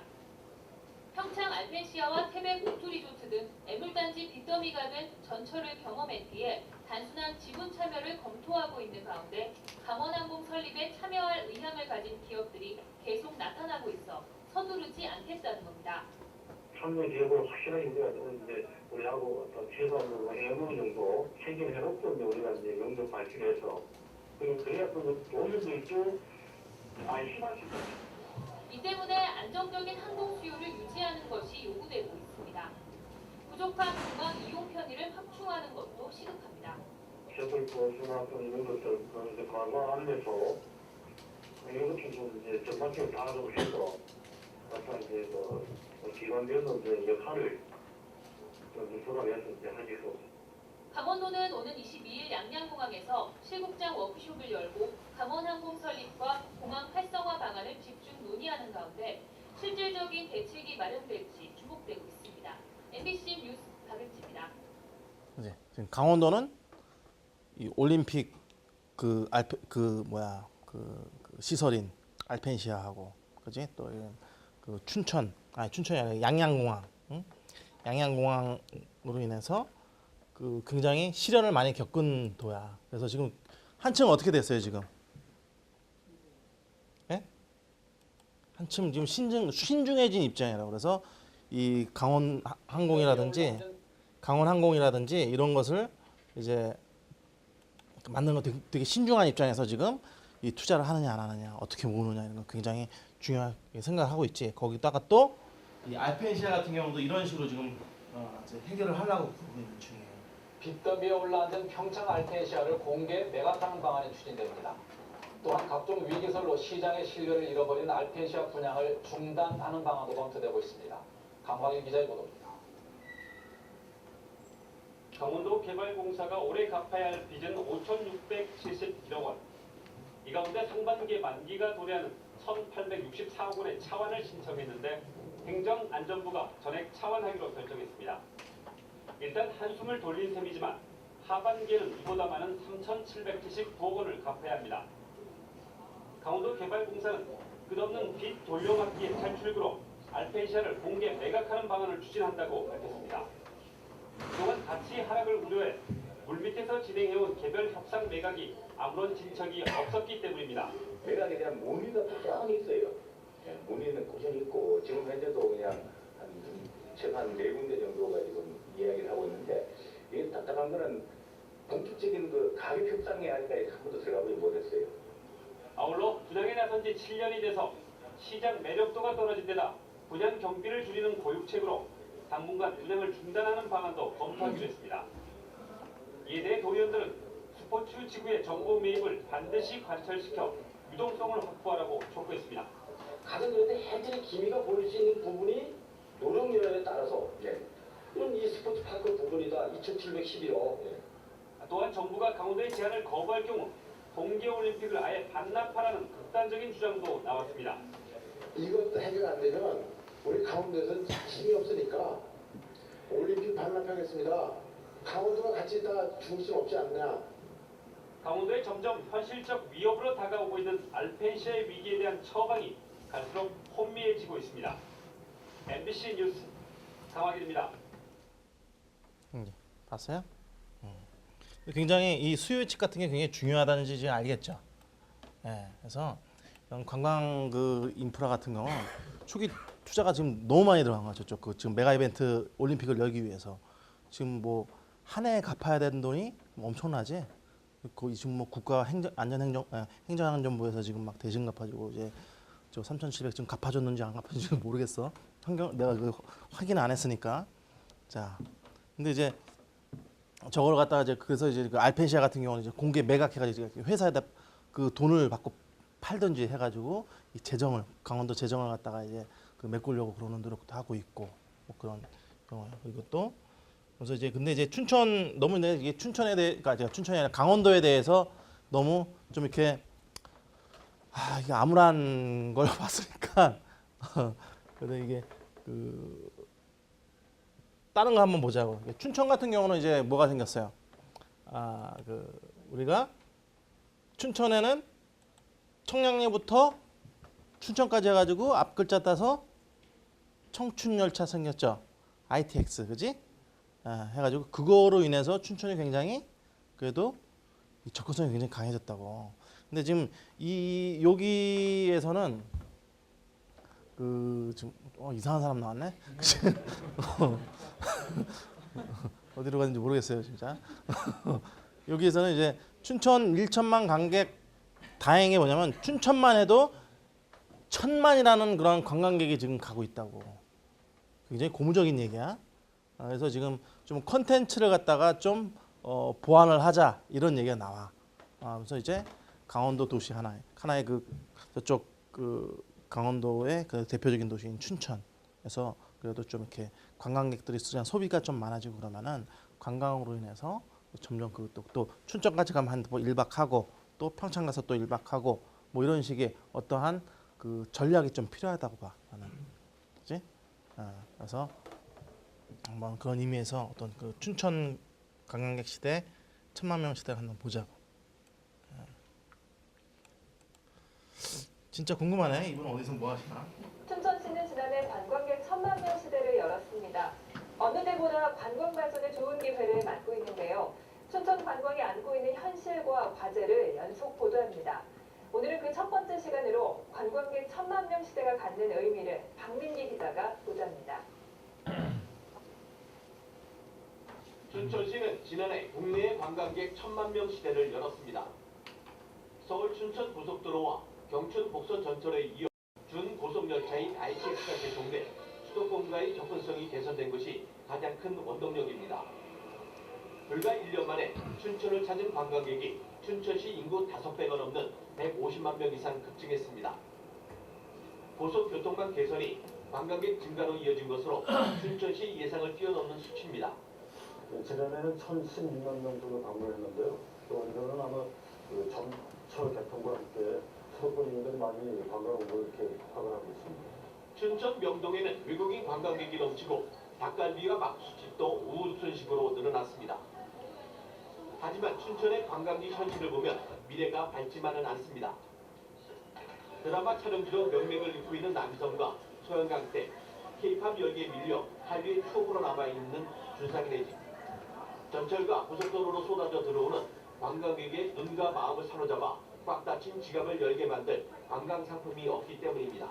좀 더 접근성이 힘들고 숙박 시설이 없기 때문에 그 식당이라든지 외국인을 수용할 수 있는 인프라가 상대적으로 조금 떨어지는 그런 사실입니다. 그나마 화천과 양구 가평 등 춘천을 둘러싸고 있는 호수를 테마로 문화관광상품 개발에 눈을 돌린 정도가 위안입니다.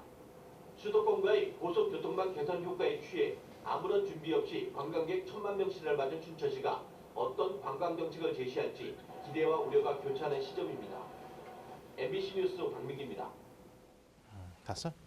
지금 뭐 여기서는 좀 이렇게 좀 뭐 기대와 우려가 교차한다고 얘기를 하고 있는데 내가 볼 때는 굉장히 좀 희망적인 부분이 더 많아요. 일단 이제 이러한 그 교통편도 편하고 또 그리고 또 춘천이 호수 뭐라 그럴까 그 수변 공간이 되게 퀄리티가 좋아. 그리고 춘천으로 가는 그런 국도 또 훌륭하고 이런 그 ITX뿐만 아니라 그래서 이런 그 춘천은 이런 그 어떤 그냥 복합적인 어떤 그런 그 전략을 갖다가 구사를 한다면은 1000만을 넘어서 뭐 2천만, 3천만까지도 될 수 있는 그런 어떤 훌륭한 그런 그 입지를 갖고 있다고 나는 봐. 그래서 근데 이제 보면은 우리 앞에 봤을 때 아무튼 그 메가 이벤트 유치, 그러니까 평창이 올림픽 유치를 통해서 지금 굉장히 위험에 많이 빠져 있고 또 대부분 또 우리나라 그 여러 지방 단체들을 보면은 그 축제 같은 거 굉장히 많이 해. 그게 소규모 이벤트지. 그러니까 메가 이벤트는 아니었더라도 이게 소규모 이벤트들, 그러니까 중소규모의 그런 이벤트들이 굉장히 많다. 그래서 1년에 비공식적으로 몇 개 정도 하는 것 같아. 비공식적으로 한 4,000개 된다고 본다고. 4,000개. 그리고 지금 공식적으로 알려진 게 1,200개. 근데 내가 보기엔 4,000개까지 올라간 건 뭐냐면 그 지역의 선은 그 3일장, 4일장 이런 것까지 다 포함해서 것 같아. 얼마나 많아. 근데 하여튼 그 정부에서 집계한 것만 해도 1,200개에서 뭐 1,000개 이하로 이렇게 왔다 갔다 거린다고 지금 보면 매년마다. 그런 걸 갖다가 자꾸 남발하는 이유가 뭘까?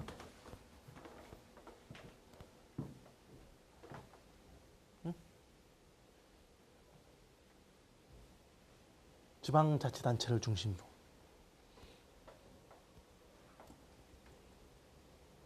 선거하고 연관해서 선거. 왜냐면 지금 그 지방자치단체장이 누가 되잖아. 그러면은 자기 때에 뭔가 이거를 갖다가 이뤄놔야 된다. 뭐 이렇게 해가지고. 그래서 지금 한평 나비 축제 같은 거 들어봤어요? 예, 되게 유명하지. 근데 이게 지방자치단체장이 바뀐 다음에 이게 전 선임이 했기 때문에 이거를 어떻게 별로 신경 안 쓰는 경우가 있다고. 그랬다가 또 다시 이거 뭐 사람 쭈네 그래가지고 이제 다시 또 광고도 하고 거기다 예산 쏟아붓고 막 이런 경우가 있다고. 그리고 한평이 원래 나비로 유명한가? 아니야. 그냥 잡아가지고 했는데 되게 유명해진 거야. 그건 잘한 거지 되게. 그치? 뭐 나비로 유명하지도 않은데 그냥 뭐 여기 나비가 좀 있구나 그래서 이렇게 한 거고. 그지? 뭐 반딧불 축제 또 유명한 것도 뭐 있어. 보령 머드 축제 뭐 이런 거. 그지? 그건 이제 정하은 교수님인가 그 배재대학교 계신 분이 그 기획적으로 그렇게 만들어 놓은 거야. 아무튼 이렇게 축제가 잘 돼가지고 이렇게 전국적인 어떤 그 인지도를 받으면 좋긴 한데, 근데 이제 너무 많은 축제를 갖다가 이제 막 이렇게 남발하면서 하다 보니까 뭐야? 그냥 지역 사람들이 그냥 그 행사에 참여해가지고 무슨 뭐 떡 갈라먹기 식으로, 그지? 이렇게 되는 거. 그러니까 그래서 행정안전부에서 그거를 갖다 굉장히 지금 골치 아프게 생각하고 있다고. 그래서 예산에 대한 감사 이런 걸 갖다 되게 회계장부뿐만 아니라 좀 더 어떤 효과가 더 있는지에 대해서 더 알고 싶어도 하고, 그리고 또 이것을 제대로 돈을 이걸 그 지방 정부에서 제대로 쓰는지 안 쓰는지에 대한 그러한 그 철저한 그 감사 이걸 갖다가 되게 심도 있게 지금 보려고 그러고 있어. 그래서 아마 그게 그 조만간 이게 바뀐다고 또 이게 막 이렇게 남발하지 못하는 식으로. 그래서 우리나라는 그래서 한때는 그런 그 신문 컬럼에 그런 얘기도 나왔었어요. 이 축제공화국. 지하철 딱 타면은 이렇게 뭐 엄청나게 보잖아. 무슨 축제 뭐 해가지고. 그게 뭐로부터 시작됐어? 예전에는 그 지방자치대 한 이후에 뭐 어느 고향 무슨 아가씨 선발대회, 무슨 총각 선발대회, 영화에도 나오지. 그녀를 믿지 마사요도, 그지? 고추총각 나오잖아. 선발대회. 고향 그 특산물 막 맨 처음에는 막 그렇게 알리려고 그러다가 이제 좀 이게 또 이게 뭔가 축제를 갖다가 이제 해가지고 원래는 그 취지는 그거야. 그러니까 그 대의 명분은 그 외지에서 사람들이 많이 와가지고 우리 특산물도 많이 사가고 우리 고장도 많이 알리고 이런 식으로 했는데 이게 잘못 남발되는 그런 케이스도 있었고 물론 성공한 케이스도 있었고, 그렇지? 그래서 요새는 좀 특이하게 또 이런 케이스도 있어. 공주시가 사이버 시민 모으는 거 알아? 사이버 시민. 그래서 내가 아시는 분 한 분은 이 공주시 사이버 시민이시래. 그래서 공주에 한번 이렇게 그 무슨 행사가 있을 때 축제나 이런 거 있을 때 참가비 2만 원을 갖다가 주잖아. 그러면은 가면은 이제 뭐 밤도 막 몇 자루 이렇게 담아서 주고 그 자기가 낸 돈보다 더 많이 받는 거야. 그리고 공주에서 막 쌀도 보내주고 집에다가 막 이러니까 이 사람이 어디 가서 뭐 이렇게 누구 만나잖아. 그러면 뭐 공주 출신이에요. 그럼 그럼 나도 사이버 시민인데요. 그러면서 자기도 모르게 애향심이 생겨. 공주에 대한 어떤 애향심. 근데 그런 아까도 얘기했듯이 이렇게 남발을 해가지고 어떤 그 돈이 막 이렇게 그 지출이 과다하게 되잖아.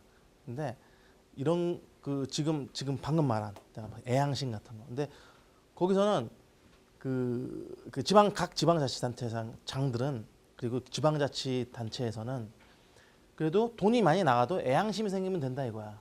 그리고 자기네들 인지도가 올라가면 되고. 그것도 맞는 말이긴 해. 그래서 지금 내가 뭘 얘기하려고 그러면 지금 어떤 경제적인 어떤 타당성뿐만 아니라 앞으로는 좀 종합적인 어떤 그 평가 방법이 생겨야 된다고. 그래서 그러면 경제적 타당성뿐 아니라 이게 사회 문화적인 거 그리고 환경적인 어떤 경제적, 사회문화적, 환경적 이런 것들에 대한 어떤 그 타당성이라든지 그 어떤 영향을 미치는 거에 대한 이런 그 지수 개발하는 게 되게 중요하다고. 근데 이제 경제적 타당성 같은 경우는 이제 대부분 보면 산업연관 분석이라든지 타당성 조사라든지 이런 그 예측 그런 변수를 쓰는 게 있는데 이 사회문화적인 거하고 그러니까 환경적인 것도 그래도 좀 어지간히 좀 돼. 근데 사회문화적인 특히나 이 사회문화적인 어떤 그 이런 그 이 타당성이라든지 효과 같은 거 따지는 거는 되게 힘들어. 그래서 이게 수치화돼야 국회나 아니면 지방자치단체나 이런 데서 수치화된 그런 걸 가지고 예산을 집행하고 법률을 만들 거 아니야. 그지? 근데 그게 안 되면 어때? 뭐 대가 뭐 잘 됐어요. 얼마를 들여서 얼만큼 잘 되는지 모르잖아. 그래서 이런 수치 개발은 굉장히 중요하다고. 근데 아직은 우리 관광 분야에서 이 사회문화적 타당성 효과라든지 타당성이라든지 효과라든지 이런 거 갖다가 정확히 수치로 이렇게 매겨서 하는 사람이 별로 없어. 그리고 거기다가 보면은 요새 또 덧붙여가지고 또 이런 것뿐만 아니라 플러스해서 정책 타당성이라든지 정책 타당성 그리고 지역 균형 발전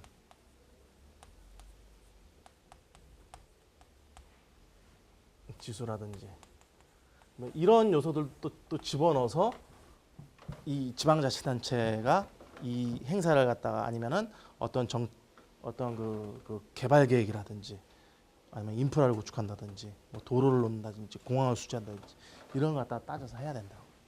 전적으로 다. 그래서 그때는 또 어느 거에 더 가중치를 갖다가 더 많이 주는지, 어느 거에 더 가중치를 더 많이 줘야 될지 이런 것도 또 점수화 시켜서 하는 거 이런 것도 개발해야겠지. 근데 이게 되게 중요하다고.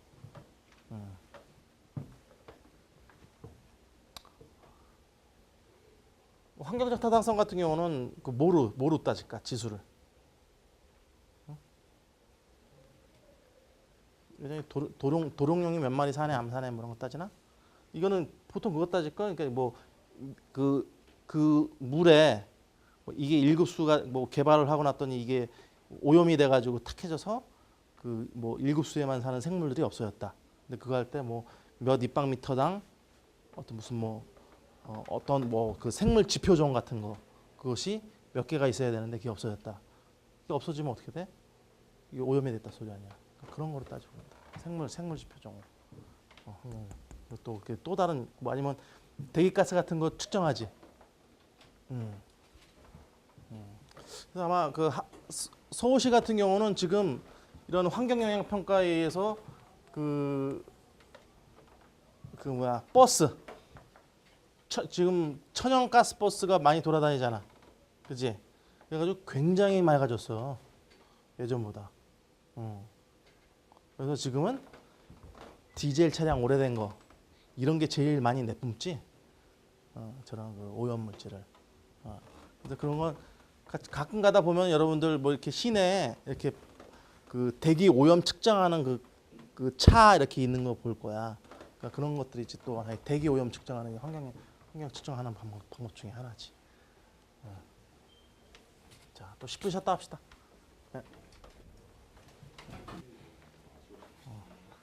자, 빨리 갑시다.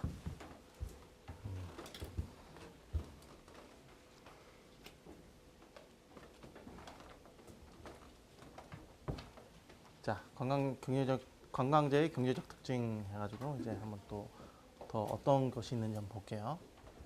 이론 시장과 현실의 시장의 차이 이것 때문에 이제 그 시장에 실패가 생긴다고 그렇게 얘기를 하는데, 그러니까 그러면은 이제 어떠한 요소들이 그 이론과 현실 차이에 의해서 시장 실패를 갖다가 야기시키는지에 대해서 한번 볼게요. 자, 이론적으로는 우리가 시장 내에 이제 공급자가 많아서 소비자는 시장에서 결정된 가격의 수능자일 뿐 가격 결정자가 될 수는 없다고 그렇게 얘기를 하고 있어요. 예. 그것도 근데 이 현실적으로는 그 호텔, 항공사, 대형 여행사 등의 어떤 그 독점적인 어떤 시장 환경 때문에 이 담합이라는 거예요. 담합. 그래서 요거는 이제 다음 시간에 내가 한번 동영상을 한번 구해오든지 한번 해볼게요. 예, 그래서 이제 아시아나하고 대한항공하고 이 미국 시장에서 담합했다가 엄청 혼난 거 알죠? 뉴스에도 많이 나오고. 그리고 한국도 예전에 LPG 가스 담합 행위하다가 벌금을 맞았어. 근데 뭐냐면 그 담합 행위를 해가지고 가장 수혜를 많이 보는 인간이, 그러니까 그 기업이 나중에 자기가 자수하면서 고발을 해버렸어. 근데 이 법 중에, 그러니까 그 법 중에 그런 게 있다고. 자기가 자진해서 고발하면 이게 벌금이 안 내나 뭐 이럴 거야. 그러니까 어떻게 된 거야? 진짜 분통 터질 일을 한 거 아니야. 경쟁사 입장에서 보면은 자기 담합해놓고 뒤통수를 쳐버렸잖아. 뭐 이런 그런 경우도 있어. 보면. 자, 그래서 원래는 이게 얘기가 어떤 그 가격 결정자가 될 수가 없는데 이 담합에 의해서 독점적 시장 환경에서 담합을 하는 그런 경우가 있고, 그리고 또 시장 안에서 정보 제한이 없어야 된다. 이론적인 거는 이제 소비자 공급자는 확실하고 완벽한 정보를 가지고 행동한다고 그랬는데 현실적으로는 이 인터넷 환경의 발달로 정보가 많이 늘긴 했어요. 근데 완벽하지가 않아. 그래서 인터넷 통한 상품 구매 시에 위험성이 점점 커지고, 또 특히 항공사 가격 같은 경우, 비행기 값 같은 경우, 한 비행기를 타고 가는데 거기 한 200명의 그 좌석이 있다고 봐봐. 가격이 다 틀릴 수도 있어. 똑같은 이코노미석인데도 얘는 200만 원 내고 가고 나는 50만 원 내고 가고, 심지어 어떤 사람은 뭐 80만 원에 무슨 뭐 80만 원 냈고 나중에 뭐 50만 원을 돌려받는 뭐 이런 걸 가지고 가는 사람도 있고, 하여튼 뭐 천차만별이라고. 그래서 이러한 그 정보 제한이 없어야 된다는데, 이것이 하나의 그 유동적 가격 정책하고 완전한 어떤 가격 정보가 확인할 수 없기 때문에 정보 제한이 있기 때문에 이제 시장이 실패한다는 그런 얘기가 있고. 자, 여기 한번 볼까요? 대한항공 같은 경우 미국에서 담합 혐의로 3억 달러 벌금을 얻었어요. 네. 대한항공이 담합 혐의로 미국 법원에서 거액의 벌금형을 받은 데 이어 악명 높은 미국식 집단 소송에 휘말렸다. 근데 미국에서 한번 이 소송에 한번 휘말리면은 어떻게 되냐면 유럽이라든지 뭐 다른 나라에서도 계속 연속적으로, 지금 그 케이스가 우리가 어디서 볼 수 있냐면 애플이 삼성에 소송 건 거 있었죠. 그래서 막 그게 전 세계적으로 어떻게 됐어? 무슨 뭐 독일에서 그랬다, 무슨 뭐 유럽에서, 영국에서 그랬다, 미국에서 그랬다, 이런 식으로 줄줄이 이 소송이 쭉 걸리게 된다고. 근데 이 워싱턴 연방지방법원 같은 경우에는 대한항공하고 영국 그 브리티시 에어웨이즈 가격 담합해가지고 기소를 해서 2,800억 원 벌금형. 최고. 그래서 이제 6억 3,300만 달러. 브리티시 에어는 9억 달러. 벌금 부과 가능했는데 조사 협조를 갖다가 약속했기 때문에 벌금을 경감받았다. 그 미국 같은 데는 그 검사가 이거 할 때 그 검사랑 이게 딜을 한다고. 조사를 협조하거나 누군 더 밀고 해주거나 뭐 이렇게 뭐 하잖아. 그러면 그 검사랑 딜을 해가지고 이 가격을 갖다가 이제 낮출 수도 있어.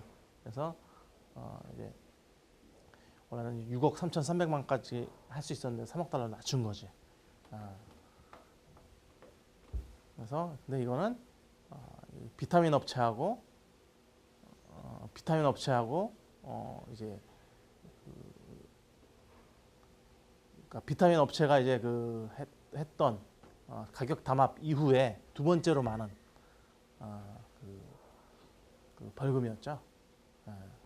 그래서 2000년 1월부터 2006년 2월까지 여객 같은 경우는 이제 2000년 1월, 2006년 7월까지 앞에 거는 화물은 그래서 이제 엄청난 이게 범죄 행위야 원래는 이게 화이트 칼라 범죄처럼 이게 엄청난 범죄 행위인데 아무 의식도 없이 이렇게 하다 보니까 이렇게 된 거야. 좀 그래서 이제 한국에서는 이제 정부가 주도를 해가지고 이런 담합행위 하지 말라고 교육까지 해요. 해외에 나가서 이제 그 경제 활동하는 그 기업인들한테 어떻게 보면 되게 창피한 얘기야. 그리고 이것은 굉장히 좀 이렇게 치명적인 범죄 중에 하나지. 또 근데 이제 이런 게 이제 나중에는 이제 벌금형만으로 끝나는 게 아니라 미국 같은 경우는 그러니까 피해를 입은 소비자 몇 명만으로도 이제 피해 입은 모든 소비자들한테 적용되는 배상 판결을 이끌어내는 집단 소송이 성행하기 때문에 이거 잘못하다가는 어떻게 되는 거야?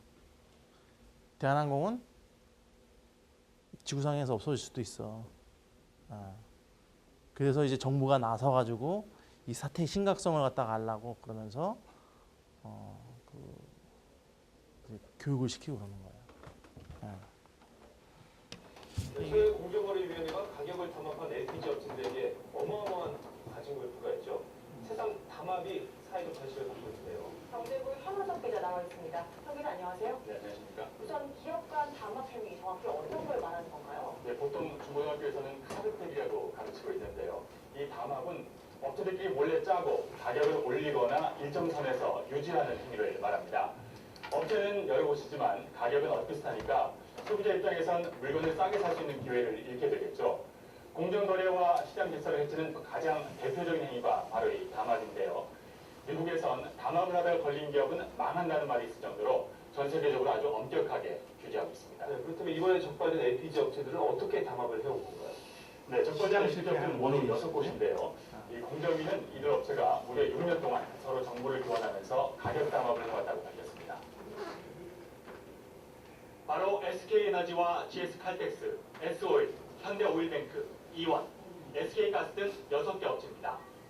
공정위가 조사를 했더니 이들 업체들이 공급하는 LPG의 가격은 그 차이가 킬로그램당 0.01원, 많아야 2원 정도밖에 차이가 나지 않았다고 합니다. 담합은 SK가스와 이원이 주도했다고 하는데요. 매달 말 이 두 업체가 판매 가격을 결정해주면 나머지 정유사들이 그 가격을 따라하는 식이었습니다. 결국 수입 2사와 정유 4사는 가격 자유와 이전부터 존재하였던 자신들 간의 LPG 거래를 LPG 공급사 간의 공동의 가격 결정을 형성 유지시키는 주요 수단으로 활용해 왔습니다. 네, 시장 경제의 기본은 경쟁인데 기업들이 이런 질서를 치면서 얼마나 매출을 올린 건가요? 네, 이 몇몇 업체들이 시장을 지배하는 것을 과점이라고 하지 않습니까? 이 과점적 지위에 있는 업체들끼리 사전 앱을 맞추고 가격을 정했더니 경쟁도 피하고 안정적으로 이윤을 올릴 수 있었던 것으로 보입니다. 공정위는 이들 업체들이 담합하는 기간 동안 올린 매출이 21조 원에 달한다고 밝혔습니다. 엄청나죠? 그래서 사상 최대인 6,700억 원의 과징금을 부과했는데요. SK가스와 이원, SK에너지가 1,000억 원을 넘었고 나머지 업체들도 수백억 원씩입니다. 그런데 SK에너지는 과징금 전에 SK가스는 절반을 면제받았습니다. 얘네들 신고했거든. 담합 사실을 다시 신고하면 과징금을 면제받는 이른바 리니언시 제도를 이용한 건데요. 담합에 동조했던 업체들의 반발이 거셉니다. 설사 담합을 했다 하더라도 가장 큰 이익을 누렸을 그런 회사들이 리니언시 제도를 통해서 이렇게 과징금을 전액 면제받았다는 것은 대단히 부당한 처사라고 생각을 하고 대기업들이 막대한 이윤을 보는 동안 그 피해는 고스란히 소비자들이 떠안았습니다. 물가가 올라서 LPG 가격이 따라 올랐을 거라고 생각했던 서민들은 담합 사실을 알고 분통을 터뜨렸습니다. 이런 기사가 나오다 보니까 알게 되는데 말 나쁘다는데 그 대기업에 있어 서민들 핏바람을 넣는 사람들이 있습니다. 저희 문제는 담합에 의심되는 품목이 LPG 말고 더 있다는 거 아니겠습니까? 그렇습니다. 담합이 의심되는 품목이 아주 많은데요. 그래서 공정위의 조사가 다양한 업종으로 확산되고 있습니다. 지난 8월에는 음료수 업체들이 담합을 통해 가격을 올렸다가 255억 원의 과징금을 부과받았습니다. 소주 업체들도 담합 혐의로 조사를 받았는데 조만간 제재 수위가 결정될 예정이고요. 이 밖에도 우유와 항공요금, 의약품, 은행 대출금리 등 담합 혐의로 공정위의 조사 대상에 오른 품목이 많습니다. 그래도 우리나라는 담합에 대한 인식이 부족하고 기업들이 또 담합이 너무 많기 때문에 공정위가 역점적으로 담합 조사를 하는 것은 앞으로 불가피한 사정이라고 봅니다. 네, 이런 담합 없애려면 기업들 인식 빨리 바뀌어야 할 텐데요. 네, 우리 업체들이 해외에서 담합을 했다가 부과받은 과징금이 1조 7천억 원이 넘는다고 합니다. 학연이나 지연으로 얽혀 있다 보니까 우리나라는 이 담합하기 아주 쉬운 구조로 되어 있다고 하는데요. 담합은 가장 나쁜 범죄 행위라는 사실 잊지 말아야 할 것 같습니다. 네, 담합 문제 현원식 기자 잘 들었습니다. 네, 최근 항공업계는 경기 회복에 따른 여객과 화물 운송 수요가 늘어나며 금융위기 이전의 모습을 빠르게 되찾아가고 있습니다. 하지만 최대 수혜자인 대한항공과 아시아나항공은 늘어난 실적에도 마냥 웃을 수만은 없는 상황입니다. 전체 시장의 90% 이상을 차지하고 있는 이들 양사의 시장 지배적 지위 남용에 대한 공정위의 제재 조치가 임박했고 가격 담합과 항공 마일리지의 불공정성이 여전히 여론의 동아리에 오르고 있기 때문입니다. 공정위는 오늘 전원회의를 열고 두 항공사의 시장 지배적 지위 남용에 대한 제재 조치를 내릴 계획입니다. 이들 항공사가 일부 여행사에 제주항공 등 저가 항공사의 티켓 판매 시 불이익을 제공하며 시장 진입을 억제했다는 것입니다. 하지만 대한항공과 아시아나항공은 공정위의 이유 행보에 주력하는 모습입니다.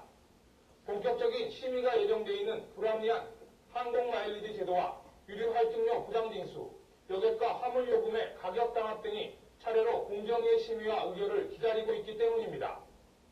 지난해 4월부터 이들 두 항공사와 20개 대형 외국 항공사들의 요금 담합에 대한 현장 조사를 벌여온 공정위는 관련 업체가 많고 적용 기간이 길어 시장 지배적 지위 남용과 달리 과징금 규모가 최대 수천억 원에 달할 것으로 예상하고 있습니다. 이미 지난 2007년과 지난해 두 차례에 걸쳐 미국 정부로부터 담합에 따른 과징금을 부과받은 바 있는 이들 양사는 유럽연합으로부터도 항공료 국제 담합 혐의를 받고 있는 것으로 알려졌습니다. 불합법성이 지적된 항공 마일리지 약관에 대한 문제도 여전합니다. 경실련은 지난 4일 마일리지의 소멸시효를 제한한 것은 민법상 불법적인 조항에 해당하고 이용자 속도 여유자석에 한정하는 것은 고객의 정당한 재산권 행사를 침해하는 것이라며 양사를 공정거래법 위반 혐의로 고발했습니다. 공정위도 주요한 마케팅 목적으로 마일리지를 활용해 수익을 얻은 양사가 소비자의 적립과 사용을 일방적으로 제한하는 것은 분명 공정하지 않다고 지적하면서도 항공사의 자진시정이 우선될 수 있어야 한다고 강조하고 있습니다. 빠른 회복세를 보이는 항공사들의 영업업자 유지와 연이은 과징금 폭탄을 줄이기 위해서는 자진시정 노력을 다하는 쪽으로 선회해야 할 시기가 온 것입니다. 뉴스토마토 김세현입니다. 네, 담합 없는 사회. 네, 오늘은 항공사는 달라도 어떻게 요금은 차이가 나지 않는지 그 실태를 알아보고 이 같은 담합 때문에 또 우리 국적 항공사들이 앞으로 얼마나 벌금을 내야 할지 걱정합니다. 안형준 기자가 취재했습니다. 지난 99년 1월 서울 북창동의 한 일식집. 대한항공과 아시아나항공 서울역의 지점 부장들이 만나 더 이상 단체요금 경쟁을 하지 말고 할인폭을 20%까지만 한다는 문서를 만들었습니다. 2년 동안 담합한 사실이 인정됐지만 대한항공이 낸 과징금은 1억 9천만 원, 아시아나는 1억 5천만 원에 불과했습니다. 8년이 흐른 올해 여름 미국 워싱턴 연방지방법원은 여객과 화물 요금을 6년 동안 담합한 혐의로 대한항공에 벌금형을 선고합니다. 3억 달러, 우리 돈 2,800억 원으로 8년 전 국내 벌금보다 무려 1,400배나 많습니다. 대한항공은 두 나라의 재판이 인식 차이를 닥치기 전에 보여주는 혐의를 인정하고 벌금을 내기로 했습니다. 미국 법무부의 담합 사건의 경우는 대부분이 합의로 종결되기 때문에 대한항공도 선례에 따라서 합의로 종결하게 됐습니다. 과연 국내에서는 담합을 하지 않았을까?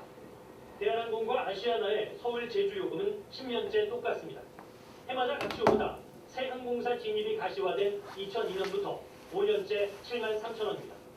지난해 취항한 제주항공의 주중 최저 요금은 39,900원으로 두 항공사의 40% 수준입니다. 두 항공사의 김포 광주 간 요금은 54,900원으로 똑같고 인천 부산 주중 요금은 500원 차이가 날 뿐입니다. 국제선도 요금이 똑같거나 비슷한 경우가 적지 않습니다. 미국 시애틀까지의 항공요금은 한 달 전 예약이 100만원, 45일 전 예약은 95만원으로 한 푼도 다르지 않습니다. 반면 같은 노선의 미국 항공사들 요금은 한국보다 싸면서도 서로 가격 차이도 큽니다. 아시아나항공에는 대한항공 쓰시는 분들이 많습니다. 국내선이나 동남아 등에서 요금이 사실상 같을 수밖에 없겠죠. 담합같지는 한국이 늘 잡지 못하고 있죠. 요금도 외국 항공사보다 대부분 비쌉니다. 거리가 768마일인 서울 도쿄 요금은 아시아나와 대한항공이 41만원 안팎인데 비해 거리가 800마일이 넘는 파리 리스본의 에어프랑스타 요금은 25만 6천원입니다. 항공요금 담합을 조사 중인 미국과 유럽 한국공정거래당국의 최대 관심은 이미 혐의를 인정한 대한항공이 과연 어떤 항공사들과 담합을 했을까에 맞춰져 있습니다. MBC 뉴스 안형준입니다. 자, 여기서 우리가 또 봤죠. 그 뭐죠? 아까 그 저가 항공사는 얼마라고 그랬어요? 3만 원대인데 아시아나하고 대한항공은 7만 얼마대? 7만 9천 원인가? 아무튼 7만 원대였지. 예. 그래서 요 전에 본 동영상에서 뭐라고 나와 있어? 압력을 어디다 넣는다고 그랬어? 그 저가 항공사들이 자기가 다 안 한 사람들은 어떻게 했어? 물건 못 팔게 했잖아. 담합을 해가지고 자기랑 가격에 팔거나 아니면 그 여행사에다가 얘기해가지고 너네들 그 저가 항공 팔아주면은 우리 티켓 안 준다 이런 식으로. 얼마나 나쁜 저거야. 이제 시장을 교란시키고 실패시키는 그러한 그 행위지.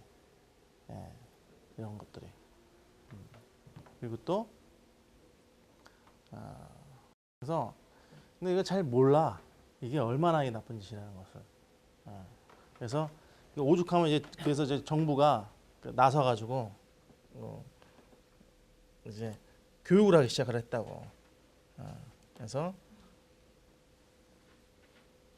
최근에 한국 기업들이 해외에서 국제 카르텔 사건에 연루돼 고액의 벌금을 부과받는 등 피해를 입고 있어서 공정거래위원회가 교육에 나섰습니다. 로스앤젤레스에서 이광혁 특파원입니다. 공정거래위원회가 미국에 진출한 대기업 임직원 100여 명을 대상으로 국제 카르텔 설명회를 처음으로 열었습니다. 미국 정부가 가격 담합 혐의로 국내 기업들을 집중적으로 감시하고 처벌을 강화하는 추세이기 때문입니다. 지금까지 미국이 가격 담합으로 부과한 벌금 규모 상위 10개사 가운데 한국 기업은 LG디스플레이, 대한항공, 삼성전자, 하이닉스 반도체 등 4개사가 포함되어 있습니다. 이들 4개사가 낸 벌금만도 12억 달러, 1조 3천억 원에 이를 정도로 상당한 액수입니다.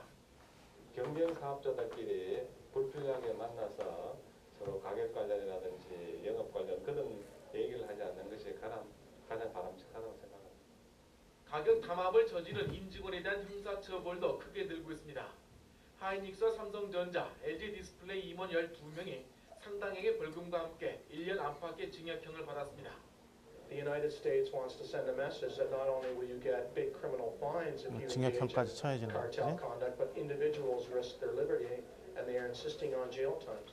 가격 담합으로 미국에서 일단 적발되면 유럽 등 다른 지역에서도 처벌이 잇따라 기업으로서는 큰 위기에 빠지게 됩니다.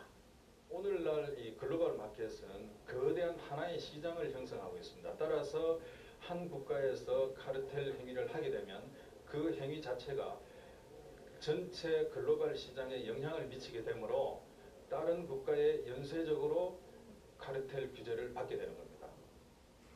미국은 가격 담합을 중죄로 여기고 처벌 강도를 갈수록 강화하고 있습니다. 일단 가격 담합이 확인되면 기업으로서는 회복할 수 없는 상처를 입기 때문에 예방 노력이 필요한 때입니다. 캘리포니아 세리토스에서 YTN 이광규입니다.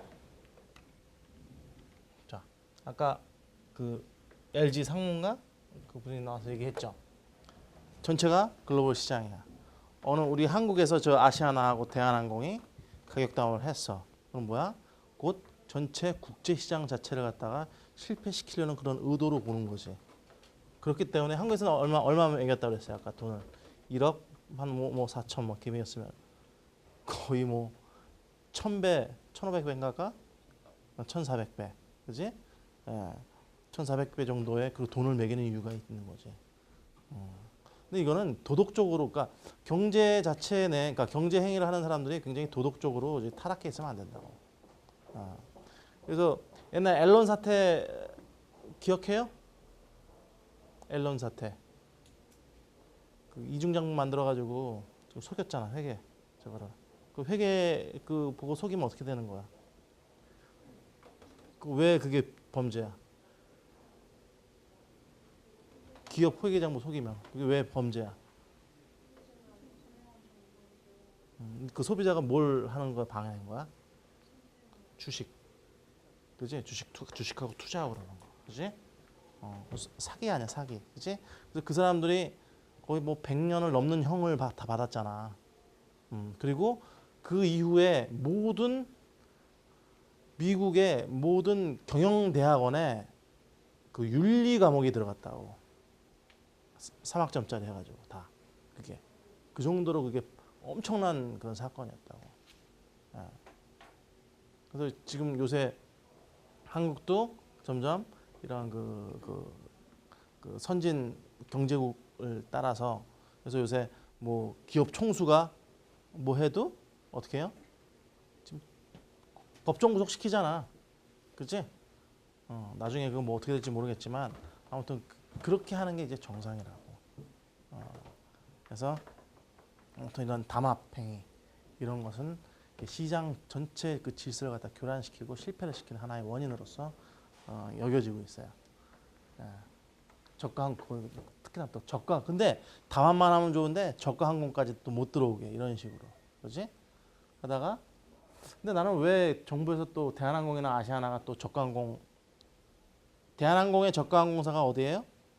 지네요. 아시아나는 있나? 부산 항공사 샀나? 아시아나는 없지 아직, 그지? 아무튼 해가지고 대한항공 대단한 것 같아. 가지고 아무튼 진에어까지 진출을 했어요. 근데 이런 그 자기네들만 벌겠다고 이렇게 남 못 들어오게 하는 이런 행위 자체, 의식 자체가 굉장히 나쁜 거지. 자, 그래서 이제 그 국민 정서가 그런 거야. 그래서 그 예전에 이마트나 이런 데서 뭐 닭, 그지? 그 치킨 뭐 이렇게 얼마에 팔았어?